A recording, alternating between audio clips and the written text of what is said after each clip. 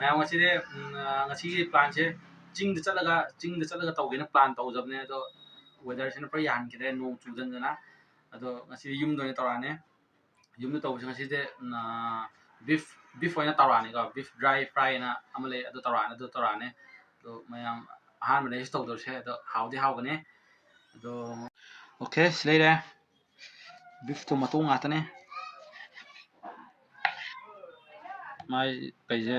ꯃꯇꯣꯡꯁꯦ piece ꯑꯣꯏꯅ ꯐꯖꯅ ꯀꯛꯄꯤꯔꯅꯤ ꯑꯩꯒꯤ ꯊꯥꯡꯁꯦ ꯄꯨꯔꯥ ꯂꯣꯀꯦꯜ ꯃꯦꯠꯅꯦ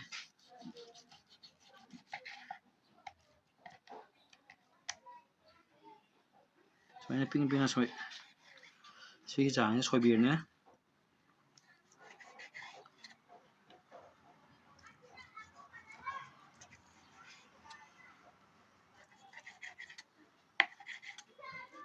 ꯃꯌꯥꯝ ꯁꯤꯒꯤ ꯔꯦꯁꯤꯄꯤꯁꯦ ꯄꯨꯔꯥ ꯏꯟꯇꯔꯦꯁꯇꯤꯡ ꯑꯣꯏꯒꯅꯤꯀꯣ ꯚꯤꯗꯤꯑꯣꯁꯦ ꯂꯣꯏꯐꯥꯎ ꯌꯦꯡꯃꯤꯟꯅꯁꯦ ꯃꯊꯪ ꯇꯧꯔꯛꯀꯦ ꯃꯌꯥꯝ ꯒꯤꯐ ꯑꯩ ꯆꯦꯅꯦꯜꯁꯦ ꯃꯣꯅꯤꯇꯥꯏꯖꯁꯨ ꯇꯧꯗꯣꯔꯦ ꯑꯗꯨ ꯒꯤꯐ ꯑꯋꯦ ꯇꯧꯔꯒꯦ ꯇꯧꯕꯅꯦ ꯃꯌꯥꯝꯅ ꯃꯇꯦꯡ ꯈꯔ ꯄꯥꯡꯁꯤꯟꯕꯤꯔꯒ ꯃꯣꯅꯤꯇꯥꯏꯖꯁꯨ ꯇꯧꯊꯣꯛꯑꯁꯦ ꯑꯗꯨꯒ ꯒꯤꯐ ꯑꯋꯦꯁꯨ ꯇꯧꯊꯣꯔꯛꯑꯒꯦ ꯃꯌꯥꯝꯒꯤ ꯑꯄꯥꯝꯕ ꯄ꯭ꯔꯥꯏꯖꯇꯣ ꯊꯝꯃꯒ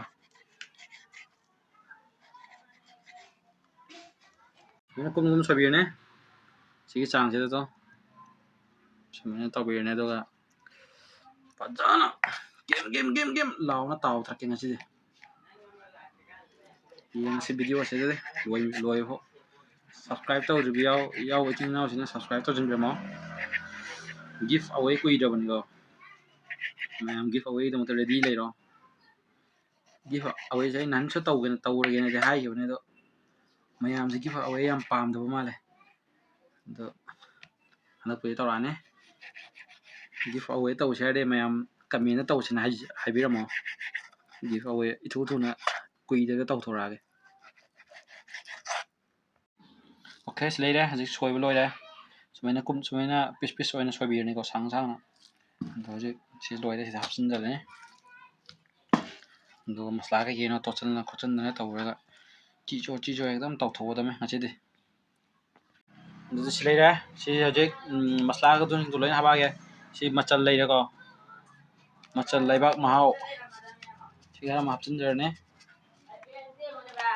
ꯑꯗꯨꯒ ꯖꯤꯔꯥ ꯈꯔ ꯑꯃ ꯍꯥꯞꯆꯤꯟꯖꯔꯒꯦ ꯌꯥꯝꯗꯤ ꯍꯥꯞꯄꯣꯏꯒꯦ ꯖꯤꯔꯥꯁꯤ ꯌꯥꯝ ꯆꯥꯅꯤꯡꯗꯦ ꯒꯔꯝ ꯃꯁꯂꯥ ꯈꯔ ꯑꯃꯨꯛ ꯍꯥꯞꯆꯤꯟꯖꯔꯦ ꯑꯗꯨꯒ ꯃꯆꯨ ꯆꯃꯁ ꯇꯪꯈꯥꯏ ꯑꯃꯒ ꯌꯥꯝꯃꯜꯂꯦ ꯈꯤꯇꯪ ꯑꯃꯒ ꯍꯥꯞꯆꯤꯟꯖꯔꯦ ꯑꯗꯨꯒ ꯃꯣꯔꯣꯛ ꯄꯥꯎꯗꯔ ꯈꯤꯇꯪ ꯑꯃꯒ ꯍꯥꯞꯆꯤꯅꯦ ꯑꯗꯨꯒ ꯃꯣꯔꯣꯛ ꯄꯥꯎꯗꯔ ꯅꯠꯇꯕ ꯁꯤ ꯈꯔ ꯆꯃꯁ ꯑꯃꯃꯨꯛ ꯍꯥꯞꯆꯤꯟꯖꯔꯒꯦ ꯈꯤꯇꯪ ꯑꯃꯒ ꯑꯗꯨꯒ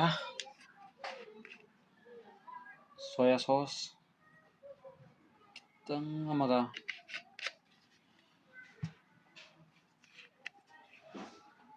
vinegar khitang amaga hapage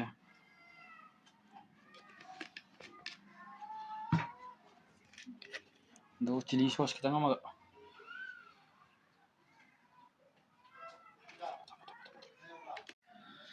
thum chanadaba changda khitang amaga hapage duga acha thau khitang amaga marinate tabu nuaina ngai okay kis leire tokhai narge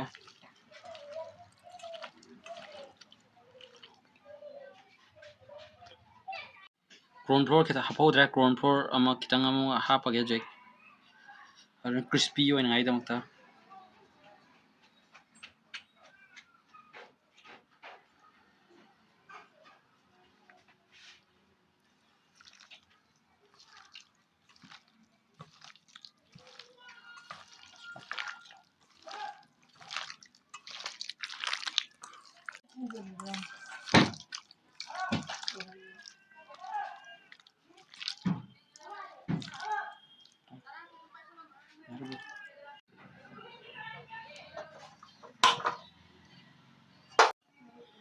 okay thau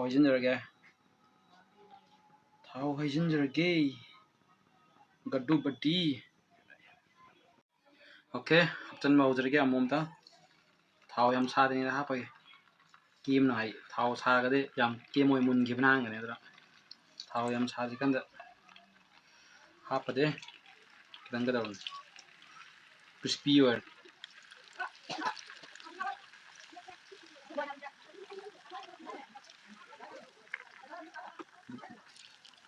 okay हापचले हजिक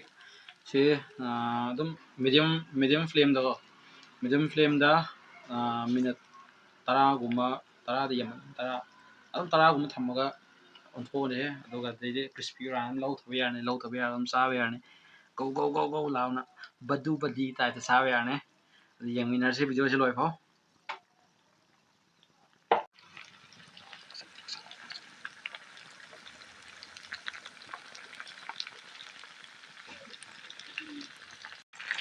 okay ये मिनट 3 निपान फारे ओंथोजे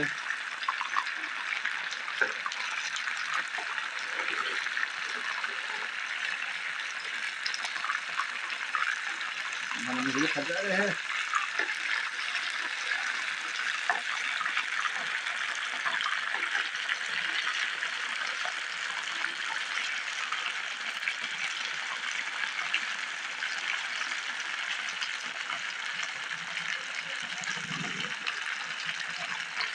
बस मुझे प्लान का से चाय है वो से लोन लेजिन में लोएगा ना नों चुलक्सना नों दी याम कम चुल ना तेरो चिंग दे तव को ना नों तो ता वाला ये प्लान कैंसिल तो है तंग में तंग तवा आउटडोर ये दे इंडोर दें तव इंग्लिश का है हम नहीं ले हम सिने si nakan mo ko ko re on ko lo ra nakan mo tao se nakan adi sa ya ni so as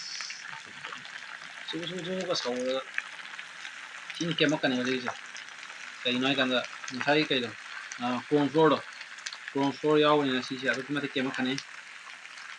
crispy ya mo da ne dune adu mayam video lo vi yang ni se em hầu đó mang cái word đấy em comment tao xin rồi hầu cái này cái hầu đó mang là số anh comment tao là hầu cái ok video sẽ đối với mình sẽ xin second phase के beef marinade वाला beef amak tao ba hujar के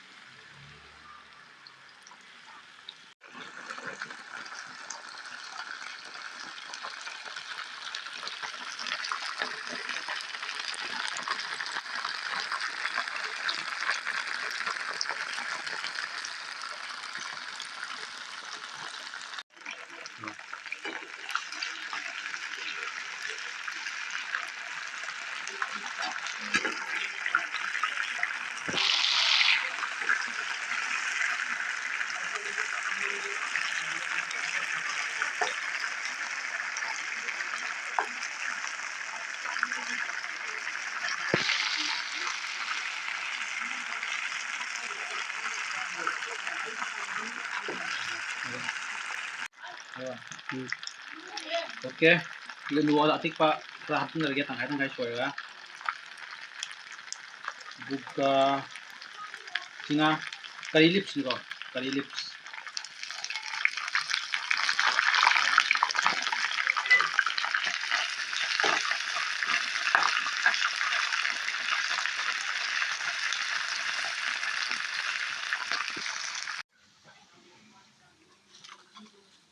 aja asang boga mau bagus sih aja na bajar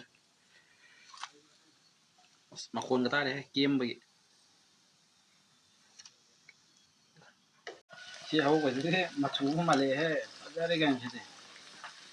na bajar si gimana sih curry lips nih kok manipur dah kayak pun hande मैं आखंग दे kita hibir mo kamenda kata singa mo kitang jaga si made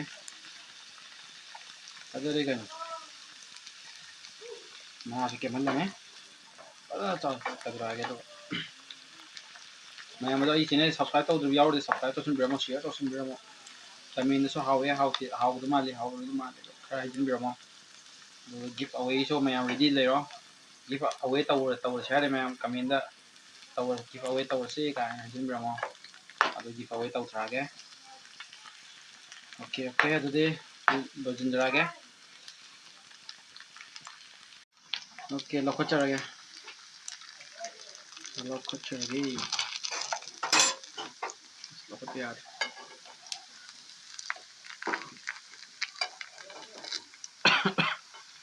JCB तो रोको तर यार लखोते यार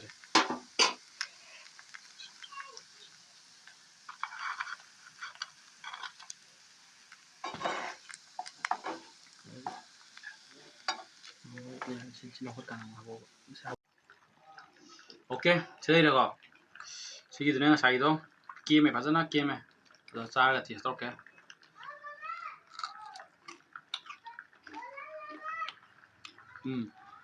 याम फजना हावे अदो हे कइया my मुरो अटेकोदो फजना केमे हावे वो हेने कइदना करी लिप्स तो मणिपुरी कई ममिंग कौना हंग्रा सिदना दो ओइनमे करी लिप्स करी लिप ताव केम दो ओइनमे फजना हावे ngasi ngasi video sa fazana hawe mayam ai sine sa no la ko subscribe to sin mo mayam thangi video so suma nungai nungai video kaya pu dan la kya no video do mayam ma ngasi de swai matang lo sin jarga ngasi da mate mayam ngasi video yeng waram mane se mayam da mate sa san jo bye bye Kita baca wali nang plate tu, ini lagi swai ni.